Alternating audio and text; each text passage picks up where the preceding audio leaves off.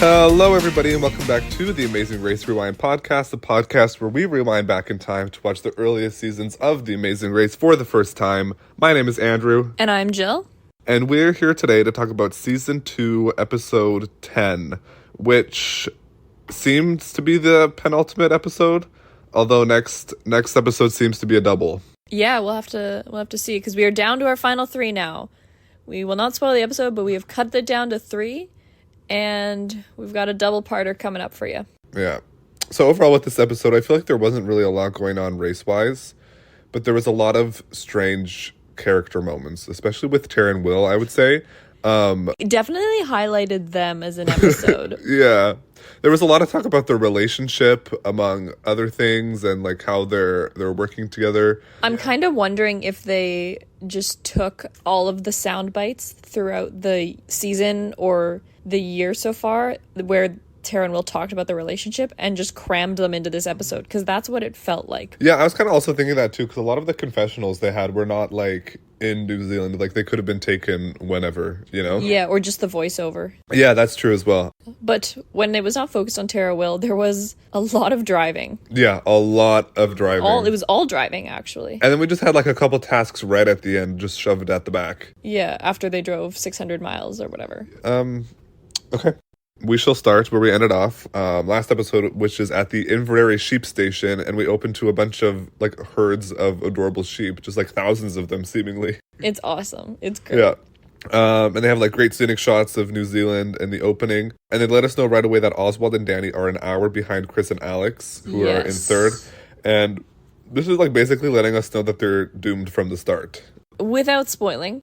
They definitely set that up right off the bat, but they did give us a lot of moments where all of a sudden it seemed like it could be anybody's game. Yeah. Kind of on that topic, Phil is doing a great job of setting up the stage here. It's very dramatic. He's kind of going over everyone's strategies thus far, where they stand. He highlights that Will and Tara are the only team that can still go for a fast forward, kind of foreshadowing that. It's really good. Yeah, and especially for like if this is your first time tuning in, I think they're very much aware of that with these early seasons where people would just like tune in for an episode or whatever and have no idea what the format is or what's going on. Yeah, because it also felt like Phil over-explained all of the concepts this episode. I don't know if you felt that, but when they got to the roadblock or when they got to the detour, it felt as if it was an over-explanation. Yeah. I mean, I feel like there also just wasn't a lot of content this episode since they were mostly driving, which is probably why we got that big Tara and Will highlight and then also all these other little filler things. But with that being said, Blake and Paige are the first ones to depart from the pit start. So yeah, according to the Amazing Race Wikia page, the place where they start from is called the pit start, which I don't like. That doesn't even sound like a real word to me. We just discovered this morning. Yeah. And it sounds so stupid. Yeah, it's like, I'm never going to use that, but here we are using it. No, that was my one and done. I've used it, it's gone. But on that topic, we should add, teams are given $20. That is it. I mean, considering they didn't have to really do anything, they were just going to have to drive everywhere, but I guess they would that'll have to cover pay for their gas. I would suppose. Well, I would assume they would cover their gas expenses, but I guess food, $20 for food for the day. I don't know what the New Zealand economy is like. Well, let's do some. In 2000, we'll do some. I'll do the conversion rate, but you can carry on. But anywho, and they are instructed to go to the Maori Arts and Craft Institute, which is an indigenous organization, and they have to jump through multiple hoops in order to get there. So they have to take an RV, sort of a camper situation, and have to drive 500 miles to the town of Picton, where they then have to take a ferry. And they say, and Phil sets this up that if you miss the first ferry, which is at 11:30, the next one doesn't leave for the next 2 hours. So there's a ferry at 11:30 and a ferry at 1:30, I believe. Yeah, so teams are starting this 500-mile trek in their camper RV things. And there's this new narrative that started last episode of like Will not being able to operate vehicles or just being completely incompetent behind the wheel, and Tara just like screaming at him for it and doubting his abilities. So that's continuing here, and we have some dialogue over here that I wrote down where Will says, "You told me to go this way, Tara. I didn't tell you anything. Will, you're yelling at me, Tara, because you're stupid." So also, before they do that too, there's an edited sound effect of a tire screech, and it's really funny because it just, and then the dialogue starts, and it felt very reality TV. And the thing is with their dialogue is like you wouldn't be able to tell me which episode this dialogue was from, because they have this exact same dialogue every single episode of "You're stupid," "Why are you yelling at me?" "You're dumb," this, that. So Yeah, Tara then takes over and drives because Will is stupid and incompetent. And Will is now talking about how he's tired of being a punching bag for her. And I'm saying this goes both ways, my friend. Like, you have not been the most pleasant toward her either. Yeah, and I mean, honestly, which I felt was really rare this episode, but there was a segment where Chris and Alex even commented on Will's behavior. Obviously, they're biased, but it was weird to hear from another team the insertion of not inserting themselves into the other team's problems, but just the problems of this team are so big that now everyone's talking about it. So yeah, moral of the story is they cannot communicate with any form of like niceties or decency or really effectiveness, but they've still done well. The functional dysfunctionalism is their strategy. It's just, I really kind of thought, because even though, we know that Danny and Oswald are quite behind, the way they were setting Will and Tara up here, I really thought they were setting them up for, although they're ahead, they're going to fail. Yeah, because they got so much screen time. Yeah, but Will is having a confessional about how all the issues that they've been having for the past 4 years have been coming up within this race, and how their relationship has been changing, how they've been learning from it. And this is like a common thread that's going to run through this episode of them and their relationship. And then we finish this little segment off with Tara saying, quote, "You need some serious anger management." Yeah, that's same old. Yeah. And we have a montage of teams driving as the sun is rising. And, okay, so this was deranged, where we're back to Will and Tara is sleeping in the back. And we should add, they're in RVs. I don't know if we said that, but they're in RVs going up to Picton to take the ferry. So yeah, Tara is sleeping in the back, and Will is talking about how awful he was this morning, how like he was at fault for a lot of their conflict. And he goes, "Well, Tara, I'm sorry." And the camera just cuts to a shot of her in the back sleeping. But what no, the issue with that is earlier Tara was saying to Will, "You need to apologize to me." And he said, "I'm not going to apologize for anything. I've done nothing wrong." And now he's apologizing to her while she's asleep. He kills me. It's like, what are you doing? It's like, it doesn't even make him look good because we all know what he's doing. Like, you're not apologizing to her. You're apologizing to the camera. Yeah. It was so bad. It really was. I've never seen anything like this before. Then there's, I'm going to apologize right now if there's a lot of this kind of commentary this episode, but this was the bulk of it. So prepare yourselves. However, the other teams they're doing a similar system. I think one person drives the RV, the other person sleeps. Which is nice. It is, yeah. Yeah, and it's like Andrew said, there's some beautiful shots of the scenery. One of, I don't know who it is, Chris or Alex says that they've got some stats on New Zealand, and it's for every one person, there's 10 sheep. Is that true? He's making a joke. Although I feel like I've heard something like similar to that. Or maybe with like Australia with cows or something. Where like there's more cows than people in Australia. I'm just Googling New Zealand sheep to person ratio. Yeah.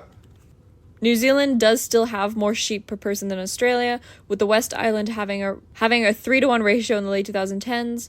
National ratio is just below 5 sheep per person in 2022. Hides a widespread of sheep numbers across New Zealand, and that's from Infometrics. Chart of the month. Landslide in sheep number. Landslide? Oh my god. Landslide. That's good.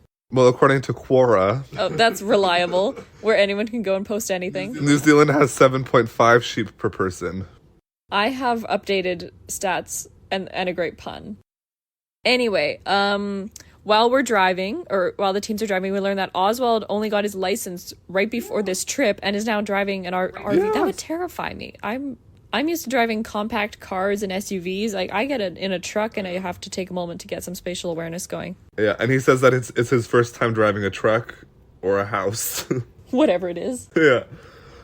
Which would be crazy, especially in a foreign country. Although I feel like New Zealand's not the most, like, traffic-heavy country. Also, I think it's just easier to drive there, too, because if you're lost or if you're, like, all the signs are in English, it's very widespread. It's not dense at all. It would just be very easy probably to drive in. Yeah. However, there are some driving issues, as we see with Chris and Alex. Yeah. There's multiple instances of what did it? They nearly rear-ended somebody. And then they almost hit the side of a bridge or something. Yeah, well, I think that was another team. No, I thought that was Chris and Alex too. Well, that was later. I have that written down later, but so yeah, they're pulling up to the ferry station, and like I guess whoever's driving isn't paying attention that the car in front of them has stopped. And they just keep going and, like, nearly rear-end this person and slam on the brakes. It's intense, and the camera's right behind their shoulders. Yeah. So you genuinely believe for a moment that they're going to rear-end this person. Yeah. So the teams get there pretty much in the order they take off. Blake and Paige are first, and they get some sort of pass that basically allows them to park like the furthest on the ferry, but that means they're going to be the first off. And this sets off a lot of things. Yeah. Okay, so before we fully go into that ferry drama, we need to talk about how when they're like waiting to get on the ferry or whatever. Oh, okay, I have it right here. Oswald and Danny are the ones who scraped their car against the side of a bridge. Oh. Yeah. Oh, goodness. So the teams they all arrive at the ferry thing and they're mingling or whatever, and Tara, she gets picked up and spun around by Alex, like super clingy, and then there's like a voiceover from Will and like these shots of him sitting all like ominously and like being all salty and jealous, like he's about to do something brash. It's like he's like a murderer in a movie because you just like see his face through the windshield and it's like a super intense look. It's cuts from close up and then it cuts to a wide shot of the car starts driving, like the car that Will is driving. Fires up the engine, starts driving towards Tara and Alex, and then cuts to this really like shaky close up of Will that looks like he's about to like run them over. It's not funny when we explain it, but Andrew and I watched this episode together and we were dying. We replayed it at least 3 times. Yeah, well, and there's a shot of the side mirror, and then he just like looks over it into it very intensely. You can't see, but Andrew just whipped his head as if to demonstrate. But we will be posting this. We have to post this on the Instagram. But yeah, this is the most insane editing sequence that I've ever seen on this show. It looks like it's a Twitter or Instagram edit. Like it looks. It does. It's like giving Bollywood almost. Yes, that's what I was trying to articulate. It looks like it's from a really cheesy. You know that one Bollywood drama clip that's viral where it's like 300 different transitions as if it's like a PowerPoint? Yeah, that's what it was giving. Yeah, and it's like implies that he's going to run over Tara and Alex. And this is in the midst of a whole, I don't want to say breakdown, but it is kind of a breakdown because Will, I think so Danny and Oswald aren't there yet. Blake and Paige have parked their RV at they're going to be first off the RV. They're off the ferry, sorry. And I think they're just sleeping in their RV, but the other 2 teams are kind of waiting around outside, and they're ticked, like Blake and Paige cut corners, but Will I think is the most annoyed. Am I wrong to say that? Yeah, that he is, and this is again with like this niche situational drama that only happens on The Amazing Race, where like first we're having drama about carrying bags, like taking carry-on luggage onto a plane, and now we're having drama about putting RVs on a ferry. It's oh my goodness. Yeah, and then everybody's salty about this, and Will, he tells the employees that they're actually with Blake and Paige, and that they have that Blake and Paige have Will and Tara's pass. So I don't even know how. He's really desperate. He's clinging on to something. Chris and Alex and Tara are all kind of saying, oh yeah, Will's ticked off. He's not happy, blah, blah, blah. And this is kind of where there's the cutaway where Chris and Alex are talking about how Will isn't treating Tara well. It's kind of a lot going on. It's a lot going on. And it's like this whole drama and the sequence is so ridiculous when you take it out of context of all these people trying to like get on at the front of the ferry first. It really is. But while that's going on, we see Oswald and Danny they're still not at the ferry terminal, and the ferry is leaving as they arrive. So they're going to have to wait another 2 hours. And it was at this point that, although I thought, oh, maybe they can catch up, I really did think it was the nail in the coffin. This is it. We have our top 3 teams. They're done. Yeah. So while they wait to get on the 1:30 ferry, the other teams get to Wellington, I think it's on the south end of the North Island, and they, start departing the ferry. And I believe someone from Chris and Alex describes them as a herd of turtles, which I just love that phrase. Yeah. So then from there, they have to drive themselves once again. I don't know how far it was. They've literally driven from the south of New Zealand all the way to because they drive to Auckland in the end of the episode, which is at the top of the North Island. I forget where they flew in. Where did they fly into in the first episode? Or like the first episode of New Zealand? It was, I know it. Water something? No. Let me just pull up my notes from last episode. Because they had a bunch of connections. Queenstown. Yeah, and that's like pretty. Yeah, that's almost at the south tip. So they've gone from Queenstown all the way up to Picton. All the way. I'm looking at a map right now. They've quite literally traversed the entire country. Yeah, because they end in Auckland. Yeah, wow. So It's a lot of driving. Oh no, or was it? No, they flew in. They went Christchurch to Queenstown. Okay. To Queenstown, yeah. They flew into Queenstown and they went from Yeah. Queenstown to So they've Christchurch, quite literally right? done the whole country. And I honestly kind of like this like a road trip based amazing race. I think also I like road trips, so I do well at it. But I also think that for these teams who have been running around the globe for 30 days, not having any consistency, not having any sense of familiarity, these RVs are kind of the most they've been at home in a really long time. Yeah. So yeah, they make them drive because I guess again, and also the thing is, I guess New Zealand isn't really a hub for public transportation. That would probably be a big one. I doubt they have an extensive train system or anything. So they go to the indigenous Maori warriors village, and it is closed and does not open until 7 the next morning. So yeah, while we thought this is very lucky for Oswald and Danny, because everybody is equalized. Yes. And this is also where Blake and Paige crash into a pole. They don't crash into a pole. I think they hit the... You know, in parking spots, there's that cement barrier that's just kind of laid out in front that's really low. Yeah. I forget what it's called, but I think they just drive kind of into that. But basically, Blake and Paige get there first, they see it's closed, and they decide that instead of just parking the camper beside where they need to be the next morning and sleeping, they're going to go to what looks like probably an internet cafe at the time, and... What? Internet cafe is like such a crazy... Well, you know what? It was 2002. Yeah. It was 2002. I know. But they have to go, and they're gonna familiarize themselves with what's popular in the area. What's the word I'm looking for? What do they like significant? Yeah, like top points of attraction are. Yeah, and like I think this is something. It's very smart, and it shows like how I think they're like working the hardest of any teams. They really are, and I think they're definitely the most deserving. Like I'm 100% rooting for them to win. Yeah, I think they should win. I'd be totally cool with them winning. They also they have a good, either the editors are just choosing not to show any fights, but they also seem to be on the same page, pun intended. Yeah, because her name's Paige. Yeah. Yeah, that took you a moment. Although drama with other teams, there's like more of other teams having an issue with them over like them being strategic. I feel that's the thing. They're not. It's not like the thing the Guidos did where they like cut people off. Yeah. Blake and Paige are just playing the game. They were just playing the game. I have to add though, because there's a scene where I think it's when they're driving to the village, and there's all these RV shots and whatnot, but there's a scene where I think it's Paige just hands Blake what looks like a peanut butter and jelly sandwich on a plate as he's driving. While he's driving, yeah. Does that mean the RVs are stocked with food, do you think? Maybe, although they could have just picked up a loaf of bread or something. I don't know. Somewhere. It's just kind of a funny scene. But so basically all the teams get to the village. They all have to camp overnight. It's equalized everyone, so that's really nice. But there's this... I was cracking up. It's this, like, Disney solemn piano music that plays for, 2 minutes while they all talk about team strategy and where they're at emotionally and mentally. Yeah, so the Art Institute opens at 7, and at that time they all enter and they witness some sort of indigenous ceremony. From there... they are told to drive to the Lost World, which to me, I was like, is this Lord of the Rings? That sounds like a Lord of the Rings location. It's not. Okay, well. But it to me, it didn't strike me as Lord of the Rings. It sounds more kind of... Well, I mean, like the Lost World feels like a fantasy. Yeah, but isn't that from an actual movie? I mean, it's been done in so many movies, but there's one Jurassic Park? Yes, that's it. Jurassic Park, The Lost World. That's what I'm thinking of.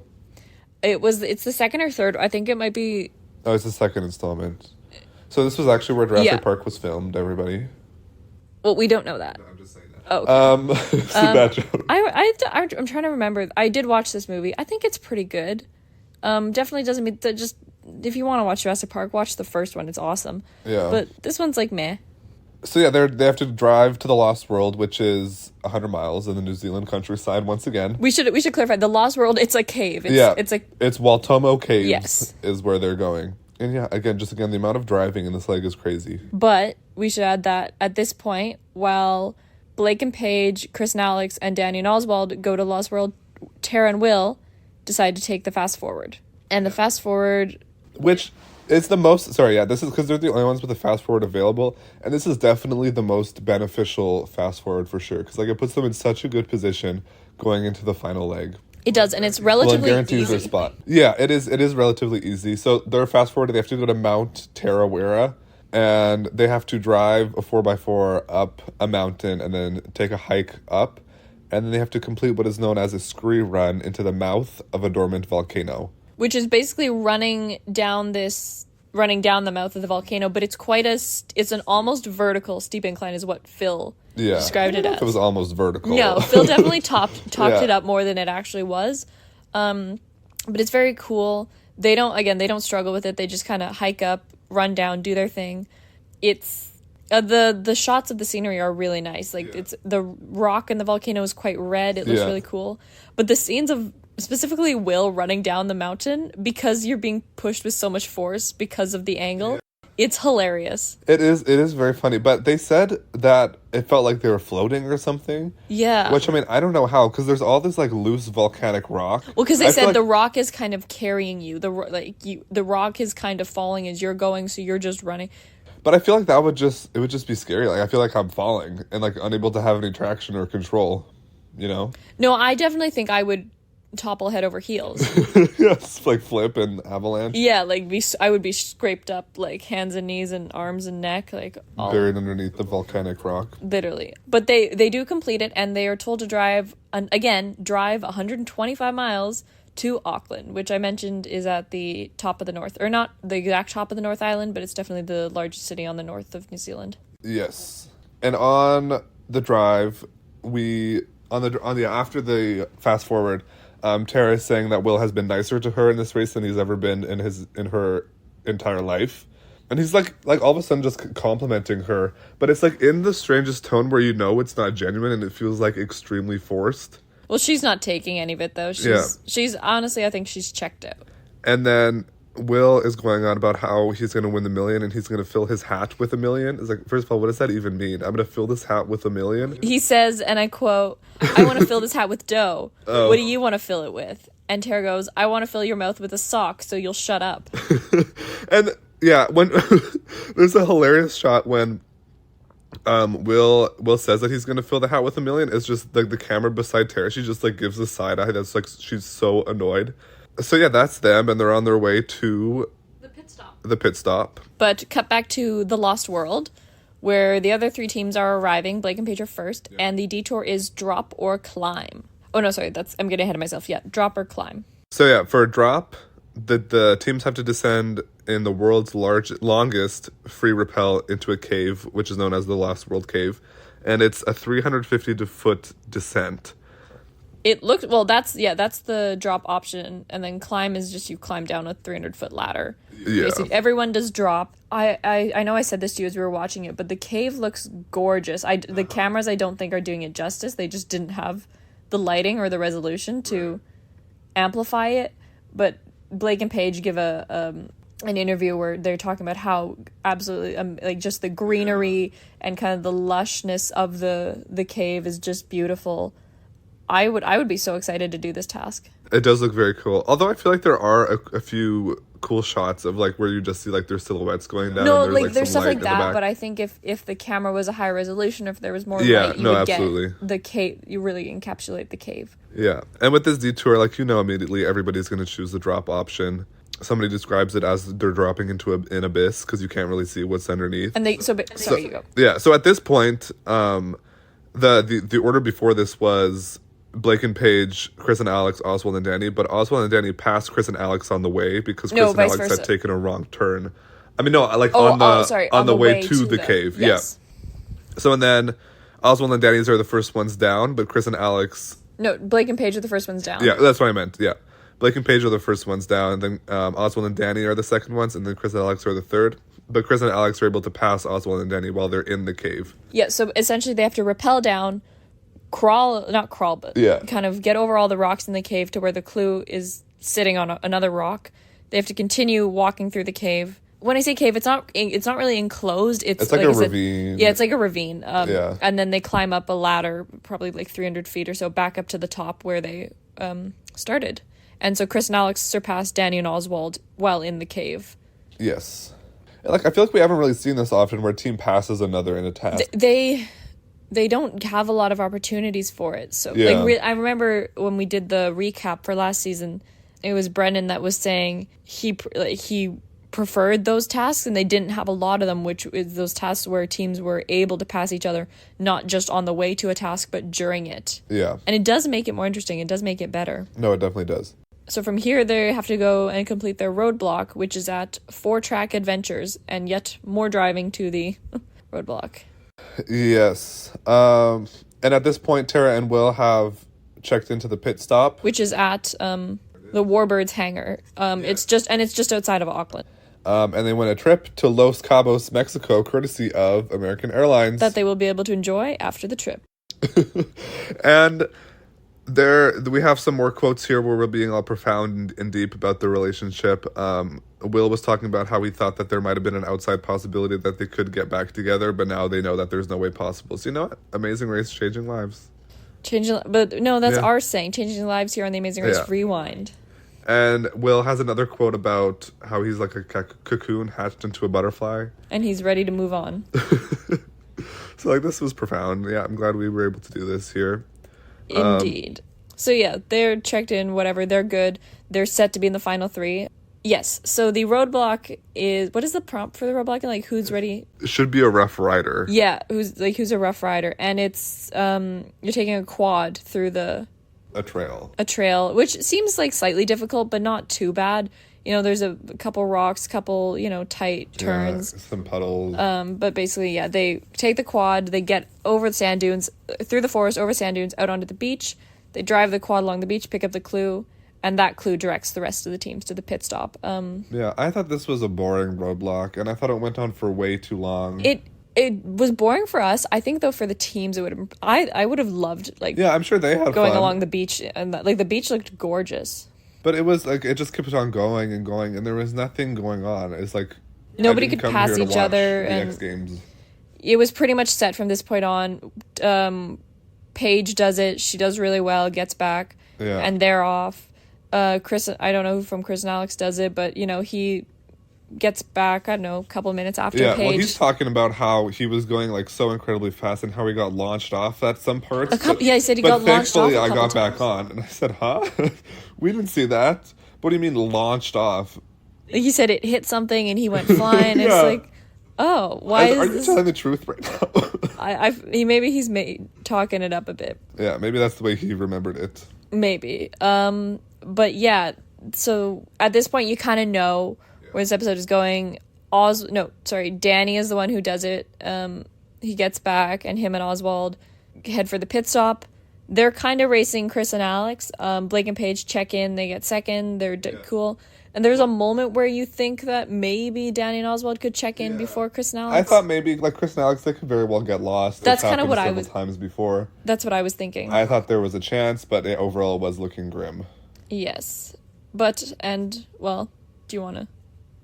Yeah, so ultimately Chris and Alex, Blake and Paige are in second, Chris and Alex do come in third, and Oswald and Danny are in fourth and are eliminated. Yes, so we have our final 3. It is Tara and Will in first at the moment, Blake and Paige in second, and Chris and Alex in third. And I think we probably could have predicted this. Maybe not Chris and Alex. Chris and Alex. We could have predicted those two right off the bat, Tara and Will, Blake and Paige. I think Blake and Paige and Tara and Will have been probably the strongest 2 teams. Chris and Alex have kind of seemed to be all over the place. Who won leg 1? I think it was Tara and Will. Okay, and Blake and Paige were second or something? I think they were somewhere in the middle in the first leg. But Chris and Alex were near the back, I feel. They were 8th or something, I have in my head. But, yeah. But again, I feel like Blake and Paige are the deserving winners. I think they've raced the best. I think they've faced the most adversity and overcome the most.